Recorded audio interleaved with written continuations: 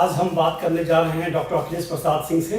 बिहार के वरिष्ठ नेता हैं, राज्यसभा के सांसद हैं। बिहार अब चुनाव के कगार पर खड़ा है। दिवाली की कभी भी बात चुनाव का बिगुल बज सकता है। अखिलेश जी, बिहार की राजनीति किस करवट ले रही है? महागठबंधन की तरफ बिहार के लोग बढ़ रहे हैं। जिस तरह से SIR के खिलाफ राहुल जी की यात्रा हुई, उसमें पूरा बिहार सड़क पर उमड़ पड़ा था। हर गांव टोले से लोग निकल के आए थे राहुल जी की इस लड़ाई को समर्थन देने। अखिलेश जी, बिहार में दरिद्रता, गरीबी, भूखमरी, बेरोजगारी, भ्रष्टाचार, ये सारे मुद्दे भरे पड़े हैं। उसके बावजूद राहुल गांधी ने एक ऐसा सगुफा छोड़ा है जो इन मुद्दों से दूर है। वोटर अधिकार यात्रा किया उन्होंने, काफी जन समर्थन मिला, जनता भी आई। आपको लगता है कि इन तमाम मुद्दों को दरकिनार करके इस बार बिहार में एक भावनात्मक मुद्दा जो राहुल गांधी ने उठाया है, इस पे चुनाव होने जा रहा है? निश्चित रूप से, लेकिन केवल अकेले यही मुद्दा नहीं है। मुद्दा प्लान का भी है, मुद्दा रोजगार का भी है, बेरोजगारी बड़ा मुद्दा है, महंगाई बड़ा मुद्दा है। बिहार लगातार पिछड़ता जा रहा है, मेन स्ट्रीम से बाहर चला जा रहा है। यही बिहार था जब आज़ादी के बाद श्री बाबू के हुकूमत में Bihar was the best administrated state in the country. ये भी हम लोग सुने थे। वही बिहार था जहाँ चीनी उद्योग हर जगह, हर ज़िले में, खास करके आप जिस इलाके से आते हैं नॉर्थ बिहार में, हर ज़िले में चीनी मिलें लगी थी। और नेशनल किटी में 27% चीनी अकेले बिहार देता था, जो घट के डबल इंजन की सरकार में 2% से भी नीचे चली गई। और प्रायः हर चीनी मिल के चिमनी से धुआं निकलना बंद हो गया। अखिलेश जी, आप बिहार प्रदेश कांग्रेस के अध्यक्ष भी रहे हैं। वहाँ के जन समर्थन आपको प्राप्त हुआ है और जनता पे आपकी पकड़ भी है। आपको लग रहा है कि राहुल गांधी की इस यात्रा से 4-5% वोट कांग्रेस में बढ़ोतरी होने की संभावना है? 4-5% क्या, 7-8% वोट बढ़ेगा, जो हम लोगों का आकलन है।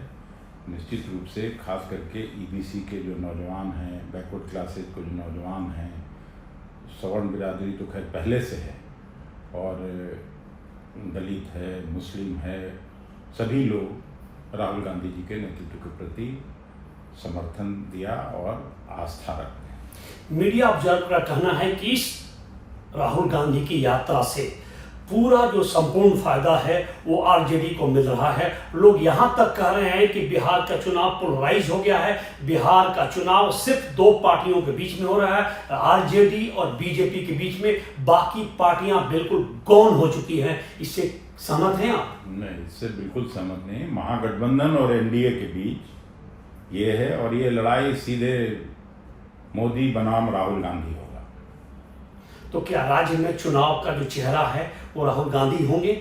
राहुल गांधी कैसे चेहरा होंगे, लेकिन ये जो अभी यात्रा हुई है, यात्रा के बाद राहुल गांधी सबसे बड़े नेता थे। वहाँ सभी पार्टियों के लोग थे, उसमें तेजस्वी जी से लेके और VIP पार्टी लेफ्ट के लोग थे। लेकिन उन लोगों से भी बात करिएगा तो यात्रा तो राहुल गांधी की थी। लोग तो राहुल गांधी को देखने और सुनने आते थे। ये जो भीड़ है, आपको लग रहा है कि वोट में तब्दील होने की संभावना है? नहीं, तो ये कोई बुलाया हुआ भीड़ तो था नहीं।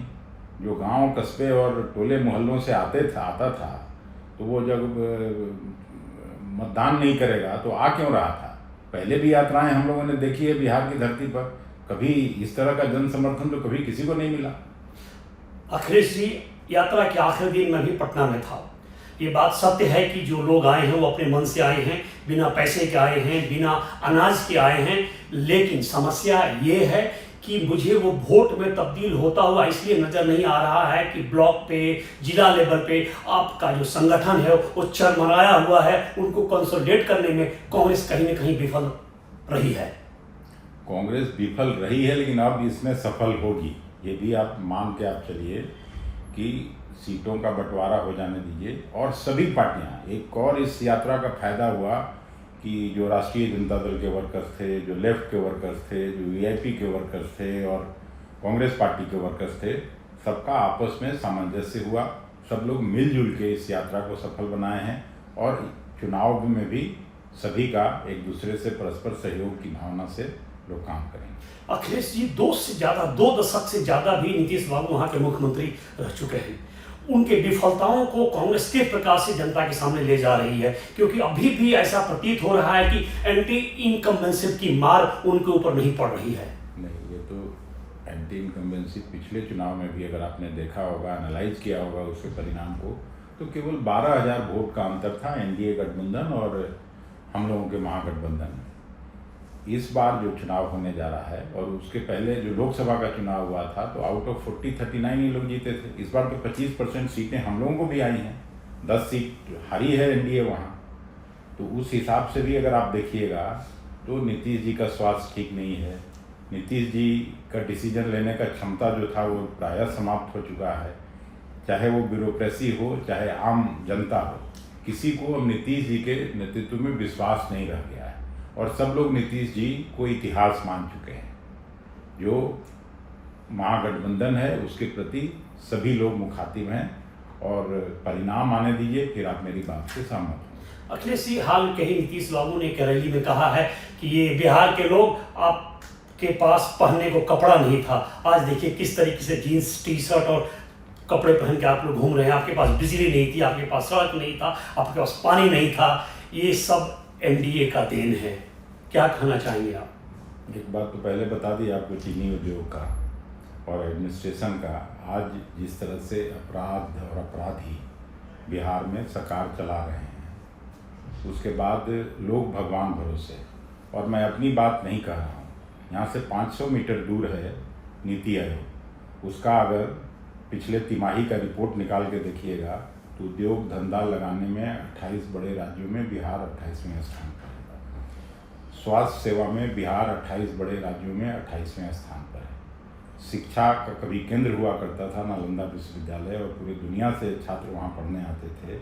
आज शिक्षा के क्षेत्र में भी, चाहे प्राथमिक शिक्षा हो उच्च शिक्षा हो, 28 बड़े राज्यों में 28वें स्थान पर। ये हम कोई अपनी बात नहीं कर रहे हैं, कांग्रेस पार्टी ने ये रिपोर्ट नहीं तैयार किया है। मोदी जी के मातहत काम करने वाली संस्था नीति आयोग का रिपोर्ट है। तो बिहार कहाँ चला जा रहा है?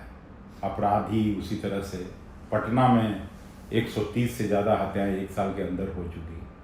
कोई थाना नहीं है जिसमें रोज़ हत्याएं नहीं हो रही हैं, कोई जिला और ब्लॉक नहीं है जहाँ हत्याएं और डकैती नहीं हो रही है। तो क्या कांग्रेस, क्या अच्छा हुआ नीतीश जी के हुकूमत? एक बात मैं कहना चाहूँगा, एनडीए के लोग कहते हैं कि बिहार का लालू प्रसाद का जो रिजीम था वो जंगल राज था, अपहरण का राज था, किडनैपिंग का राज था, उगाही का राज था। साधु यादव ने कहा कि सीएम के घर से सारे धंधे चलते थे। तो ये जो डर है, ये वास्तविक डर आज भी वहाँ जो 60 साल के ऊपर के लोग हैं उनके मन में है और वो जंगल राज को रिपीट करने से डर रहे हैं। ये प्रेस और मीडिया का मन का उपज है। नीतीश जी का, लालू जी का हुकूमत गए हुए 20 साल हो गया। तो 20 साल के बाद का मैं तो 3 महीना पहले का रिपोर्ट आपको नीति आयोग का दे रहा हूँ। बिहार में पलायन पहले से ज़्यादा बढ़ा है लालू जी के हुकूमत से। आज 3 करोड़ से ज़्यादा नौजवान बाहर काम कर रहे हैं। तो ये सब रिपोर्ट तो देखना चाहिए। हर, चाहे नीट की परीक्षा हो, कोई परीक्षा ले लीजिए, सब में लीक हो रहा है प्रश्न पत्र। ये रोकने का काम लालू यादव के टाइम में तो इतना नहीं हुआ था जितना नीतीश जी के हुकूमत में हुआ है, डबल इंजन की सरकार में हुआ है। तो ये भी तो नौजवान देख रहे हैं। आज चाहे नौजवान हो, किसान हो, मजदूर हो, सब हताश हैं कि कुछ नहीं हो रहा है। बिहार बद से बदतर स्थिति में चला जा रहा है। डॉक्टर साहब, एक बात बताइए, आने वाले चुनाव में क्या पार्टी आपको पलायन की, बेरोजगारी की, भगौड़ेपन के लिए कोई खास कार्यक्रम लेकर आ रही है? निश्चित रूप से लेकर आ रही है। हम लोग का मैनिफेस्टो तैयार हो रहा है, फिर आपको हम लोग डिक्लेयर करेंगे आप सभी के सामने कि बिहार की सभी समस्याओं पर गहन चिंतन के बाद जो हम लोग का मैनिफेस्टो बन रहा है, कांग्रेस पार्टी का भी बन रहा है और महागठबंधन का भी बन रहा है, उसमें आप देखेंगे कि हम लोग बिहार को मुख्य धारा में लाने के लिए सारे प्रयास कर रहे हैं। डॉक्टर साहब, एक बात बताएं, आपने गठबंधन की बात कर रहे हैं, क्या आरजेडी के साथ कांग्रेस के सीटों का तालमेल, समन्वय सुनिश्चित हो रहा है या कांग्रेस अपने 70 सीट के डिमांड पे अड़ी हुई है? नहीं, ये ऐसा कोई करता नहीं है और प्रायः सीटों पर बातचीत 95% हो चुका है। थोड़ा बहुत जो बचा हुआ है वो हम लोग कर लेंगे। पिछले इतिहास में हमने देखा है, आपको एहसास भी है कि जितनी हारने वाली सीट है लालू प्रसाद वही कांग्रेस के सर पर थोप देते हैं। नहीं, ऐसा नहीं होगा। आपने देखा होगा लोकसभा चुनाव में इस सीटों का बंटवारा हम लोगों ने ठीक से किया था और हम लोगों का स्ट्राइक रेट भी बाकी पार्टियों से बेटर था। इस बार भी निश्चित रूप से जो जीतने वाली सीटें हैं वो कांग्रेस डिमांड भी कर रही है और कांग्रेस को मिलेगी। तो आपके गठबंधन में जो अन्य पार्टियां हैं, क्या उस सीटों के तालमेल से प्रसन्न रहेंगी या उसमें विद्रोह की संभावना आ रही है? विद्रोह की संभावना एनडीए में ज़्यादा है। हम लोगों के यहाँ कोई गुंजाइश नहीं है। सभी पार्टी के लीडर्स आपस में मिलजुल के ठीक फैसला कर रहे हैं और 2 सप्ताह के अंदर अंदर सब कुछ आपके सामने। एनडीए के लिए जो बातें बाजार में आ रही हैं कि नीतीश कुमार 1 सीट फालतू लड़ेंगे, 102-3 सीट पर लड़ेंगे, 101 सीट पे बीजेपी लड़ेगी, बाकी 10-10 सीट बाकी लोगों को दे दिया जाएगा। तो प्रश्न ये है कि एनडीए क्लेम कर रहा है कि हमारा तो वहाँ 90% से ज़्यादा स्ट्राइक रेट होगा और जो कहते हैं वो यथार्थ में परिवर्तित होता है। आपने महाराष्ट्र में, हरियाणा में देखा होगा। महाराष्ट्र हरियाणा से बिहार की तुलना आप नहीं कर सकते हैं। उनका यथार्थ कहाँ चला गया था? झारखंड में। बिहार का ही हिस्सा है झारखंड भी। 2/3 मेजोरिटी से बनाने की बात, सरकार बनाने की बात करते थे गृह मंत्री जी और प्रधानमंत्री जी, और वहाँ किसकी सरकार बनी? पहले से भी खराब स्थिति में चली गई बीजेपी। और आप मेरी बात मान लीजिए, 2 महीने के बाद फिर मेरा इंटरव्यू करिएगा और आप कहिएगा कि नहीं, आपने ठीक कहा था। बीजेपी जानबूझ के छोटे मोटे राज्यों को छोड़ देती है, चाहे वो शिमला हो या झारखंड हो। बिहार को अगर छोटा राज्य समझने की कोई गलती, आपने झारखंड का एक एग्जाम्पल दिया, हमने हिमाचल प्रदेश का एग्जाम्पल दिया। झारखंड हिमाचल प्रदेश से तुलना नहीं हो सकता है। झारखंड में भी 14 पार्लियामेंटेरियन चुन के आते हैं और यहाँ तो 40 आते हैं। एक प्रमुख सवाल डॉक्टर साहब ये है कि आपके गठबंधन का जो चेहरा है वो जाहिर तौर पे तेजस्वी यादव है। तो क्या तेजस्वी यादव को कांग्रेस आधिकारिक तौर पे मुख्यमंत्री मान रही है आने वाले दिनों के लिए? हमें मानना ही पड़ेगा। जिसकी संख्या है, जहाँ जो उनका पार्टी बड़ा है, उनके ज़्यादा लोग लड़ते हैं, उनके ज़्यादा एमएलए जाते हैं, तो ये तो अरिथमेटिक पे ही है। प्रजातंत्र में कोई दूसरा फॉर्मूला तो है नहीं। क्योंकि इस पूरे रेस में जब राहुल गांधी बनाम मोदी का चुनाव वहां होगा तो मोदी जी का चेहरा और वजन बिहार में फिर भारी पड़ता हुआ नजर आ रहा है। मोदी जी का ग्राफ लगातार गिर रहा है। अभी कल ही उपराष्ट्रपति का चुनाव हुआ है। धनखड़ साहब चुनाव में कितना मतदान लाए थे? 75%। तो 75% से 60% पर लोग चले आए। हम लोग 26% से 40% पे चले गए। इसके बावजूद भी डॉक्टर साहब, इसके बावजूद भी 152 वोट से एनडीए का उम्मीदवार जीता। ये आप भी जानते थे, हम भी जानते थे, लेकिन हम लोग डेमोक्रेसी के लिए, संविधान के लिए ये लड़ाई लड़ रहे थे। ऐसा नहीं है कि कोई हम लोग बच्चा हैं कि हम लोग वो अरिथमेटिक नहीं समझ रहे थे। उनकी संख्या ज़्यादा है, लेकिन पहले से उनके वोट कम हो गए और मेरा वोट बढ़ा है। उनका वोट 10% घट गया, मेरा वोट 14% बढ़ गया।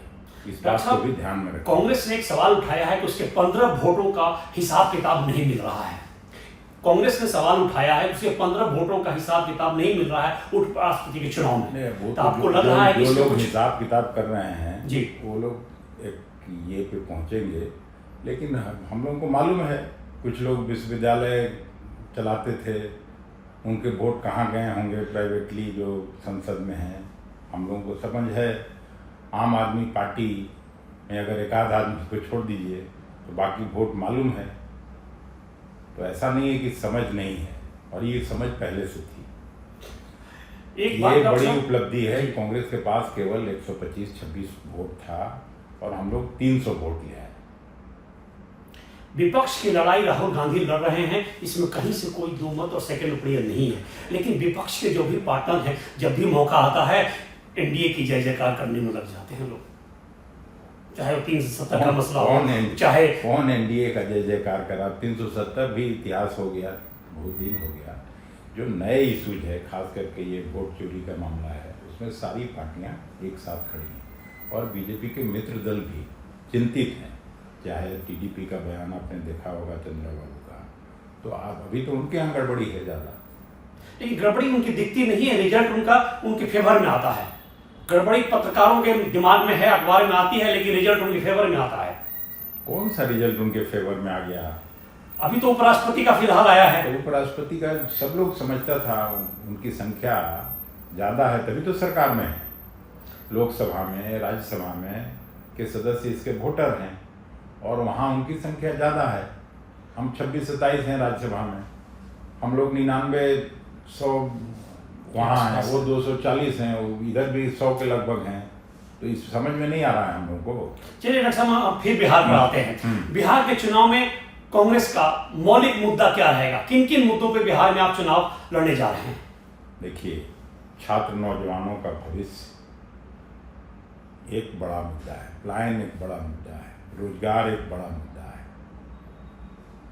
ये सब इशूज को लेके हम लोग जाएंगे। महंगाई तो पूरे देश का समस्या है, लेकिन बिहार में भी समस्या है। जो गरीब राज्य है, जो गुर्बत में जीता है, उसके लिए वो भी बड़ा समस्या है। बिहार के लिए नेपाल से आने वाली नदियों से जो बाढ़ से तबाही रहती है, वो बड़ा मुद्दा है।